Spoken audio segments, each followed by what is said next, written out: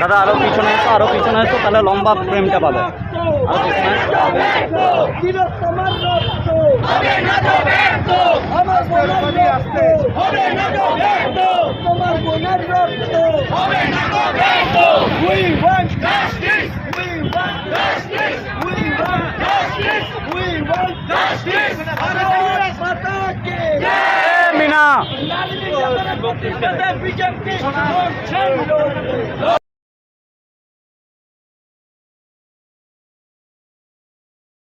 আমার বোনের রক্ত হবে না তো ব্যর্থ, আমার বোনের রক্ত হবে না তো ব্যর্থ, মা বোনের রক্ত হবে না তো ব্যর্থ।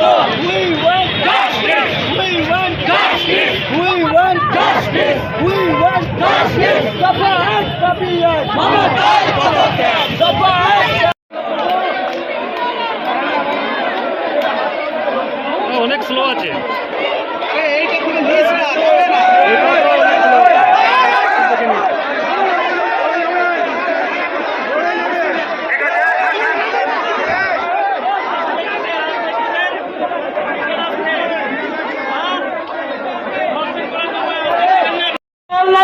শুধু পশ্চিম বাংলা নয়, শুধু ভারতবর্ষ নয়, বিশ্বের বিভিন্ন প্রান্তে দিকে দিকে যে অপদার্থ এবং এই ভ্রষ্টাচারী এবং নারী নির্যাতনকারী, ধর্ষণকারী এবং এর বিরুদ্ধে দিকে দিকে যে আন্দোলন, সেই আন্দোলন আমাদের আজকে আসানসোলে জেলা শাসকের অফিসে অবস্থান বিক্ষোভের মাধ্যমে আমরা পালন করছি। আমাদের মধ্যে উপস্থিত আছেন আমাদের জেলার সভাপতি মাননীয় শ্রী বাপ্পা চট্টোপাধ্যায়। আমরা তাদের নেতৃত্বে আমরা এখানে আজ অবস্থান বিক্ষোভে জেলা সভাপতি নির্দেশে এই ব্যারিকেডের সামনে আমরা অবস্থান বিক্ষোভ করব এবং মাননীয় জেলা সভাপতি নির্দেশে যে 4-5 জনের নাম উনি ঘোষণা। মমতা ব্যানার্জি পদত্যাগ করছে। ভারত করে জয় হোক, বন্দে মাতরম, জয় জয় শ্রীরাম। এখন আমাদেরকে সম্বোধন করবেন আমাদের রাজ্য কমিটির অন্যতম সদস্য মাননীয় শ্রী দেবতনু ভট্টাচার্য মহাশয়। মাননীয় দেবতনুদা, মোবাইলটা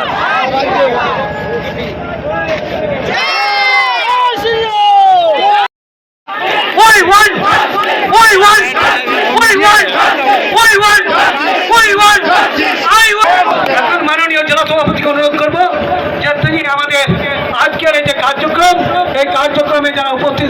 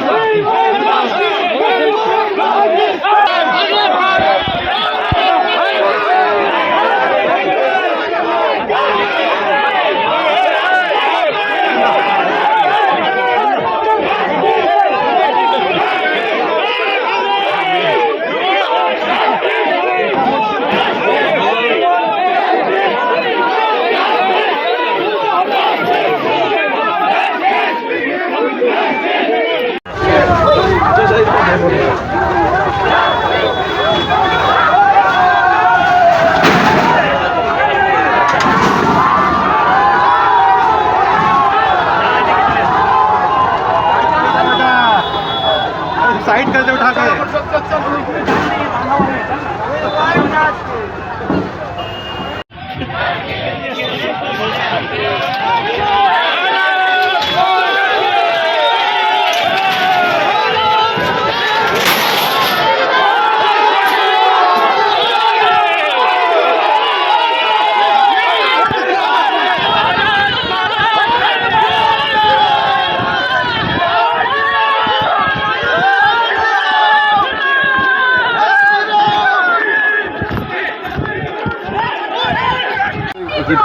আজকে গোটা পশ্চিমবঙ্গব্যাপী সমস্ত জেলা সদরে ডিএম অফিসের সামনে আমরা আরজিকরের এই যে চলছে এটার বিরুদ্ধে আমরা আন্দোলন করছি এবং যেভাবে রাষ্ট্রযন্ত্র লাগিয়ে যে ধামাচাপা দেওয়ার চেষ্টা করেছে 5 দিনে, সিবিআইও হিমশিম খাচ্ছে। কিন্তু আমরা আশাবাদী সিবিআই এটা খুব শীঘ্রই এই ব্যাপারটাকে বের করবে, আসল আসামিরা বেরিয়ে আসবে। আমরা বুঝতে পারছি না সরকারের এত কি বাধ্যবাধকতা আছে এদেরকে আটকাবার, এদেরকে এই যে অপরাধী তাদেরকে ঢাকা দেওয়ার কেন এমনি করছে। একটা মহিলা আইপিএস সে থেকে শুরু করে সমস্ত সিস্টেম লেগে গেছে এটাকে ঢাকা দেওয়ার জন্য। এটার বিরুদ্ধে সমস্ত ডিএম অফিসে আজকে আমরা অবস্থান বর্ণনা করছি, এটারই একটা পার্ট আসানসোলে আমরা এটা করেছি। আমাদের মাননীয় সভাপতি রয়েছেন, বলবেন।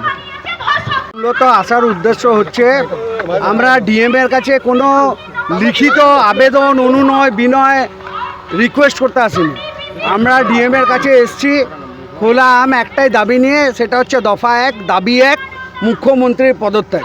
জানি এটা ওনার এখতিয়ারের মধ্যে নয়, উনি পারবেন না, কারণ কি মুখ্যমন্ত্রীর আন্ডারে ওনাকে কাজ করতে হয়, ওনার ক্ষমতা নেই এই বিষয়টা। কিন্তু এই এলাকার আসানসোল সহ পুরো পশ্চিমবাংলার মানুষ আমাদের সাথে স্বর মিলিয়েছে এবং একই আওয়াজ তুলেছে। সেই বার্তাটা ওই চেয়ার অবধি যাতে পৌঁছায়, সেই বিষয়টা তুলে ধরার জন্য আমরা ডিএমের কাছে এসেছি, যাতে আবারও আসানসোলের মধ্যে গুলি চললে, ডিএমের অফিসের সামনে গুলি চললে, গুলি যারা চালাচ্ছে তারা আরামসে বেরিয়ে না যায়। আসানসোলের বুকেও একই রকম 11 বছর ধরে প্রচুর ধর্ষণ হয়েছে, সেই ধর্ষণের একটা ধর্ষক ধরা পড়েনি। পুলিশ নিষ্ক্রিয়। পুলিশ কী করছে? পুলিশ প্রশাসন একদম দলদাস হিসাবে দাসত্ব করে যাচ্ছে। আমরা ডিএমকে বলতে চাইছি, আপনারা যেভাবে ধর্ষকের পাশে দাঁড়িয়েছেন একই রকমভাবে এবার একটু দয়া মায়া নিয়ে একটু নির্যাতিতার বাড়ির পাশেও দাঁড়ান, মানবিকতার খাতিরে নির্যাতিতার পরিবারের দিকেও দাঁড়ান। যেখানে গোটা পশ্চিমবঙ্গ, গোটা দেশ আজকে বলছে জাস্টিস ফর আরজিকর, সেখানে আমার মনে হয় আমার ঘর, আপনার ঘর, সবাই বলুক জাস্টিস ফর আরজিকর। এই দাবিতে আমরা ডিএমের কাছে আপনাদের পরবর্তী কর্মসূচি আমাদের সড়ক থেকে সংসদ অবধি লড়াই চলবে এবং লক্ষ্য আমি আবারও বলছি, দাবি 1, দফা 1, মুখ্যমন্ত্রীর পদত্যাগ। মুখ্যমন্ত্রী যতক্ষণ না পদত্যাগ করছে, কীরকম নির্লজ্জ মুখ্যমন্ত্রী! নামে মমতা আছে কিন্তু ওনার শরীরে কোনো মমতা নেই। আর একজন মহিলা হয়ে একের পর এক এত ধর্ষণ দেখে যাচ্ছেন।